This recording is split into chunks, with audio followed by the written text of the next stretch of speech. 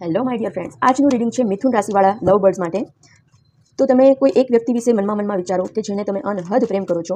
આપણે એમની hidden feelings જોઈશું કે એ તમારા માટે શું વિચારે છે. કોઈ પણ એક પાયલ સિલેક્ટ કરો, કાં તો લોટસ કાં તો પિરામિડ. જેમણે લોટસ પાયલ સિલેક્ટ કરી છે એમના પાર્ટનરની હિડન ફિલિંગ્સ છે તમારા માટે. I am now focused on some serious issues, need your support, not fight.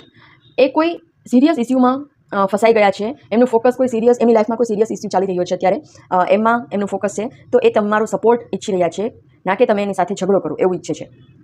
એવું એ તમને કહેવા માગે છે.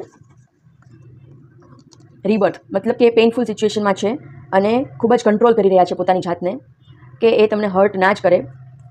તમને એમની સાથે કદાચ એવું લાગતું હોય, રહેતા ફીલ થતું હોય કે હું આઉટસાઇડર જેવું ફીલ થતું હોય કે એટેચમેન્ટ ફીલ નથી થતું. તો એમનું કહેવું એમ છે કે એ કોઈ સિરિયસ ઇસ્યુમાં ફસાયેલા છે. તો એમને સપોર્ટ કરો, એમની સાથે ઝઘડો કરો નહીં. એ અત્યારે પેઇનફુલ સિચ્યુએશનમાં છે, તો એમને હેલ્પ કરો. જેમણે પાયલ 2 સિલેક્ટ કરી છે એમના પાર્ટનરની હિડન ફિલિંગ્સ છે એમના માટે. I have my own choices and life expectations, you never care about it. એમને પોતાની લાઈફ કેમ જીવવી છે, એમને પોતાની લાઈફમાં ઘણા બધા એક્સપેક્ટેશન્સ છે.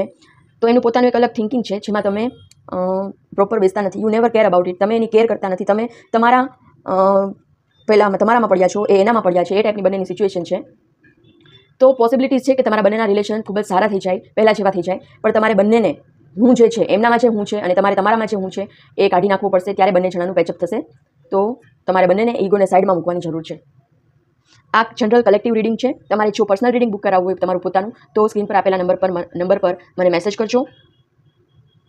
આ જનરલ રીડિંગ હોય છે એ બધા સાથે રેઝોનેટ નહીં થાય. જેમને રેઝોનેટ થાય એ રાખજો, બાકીનું જવા દેજો.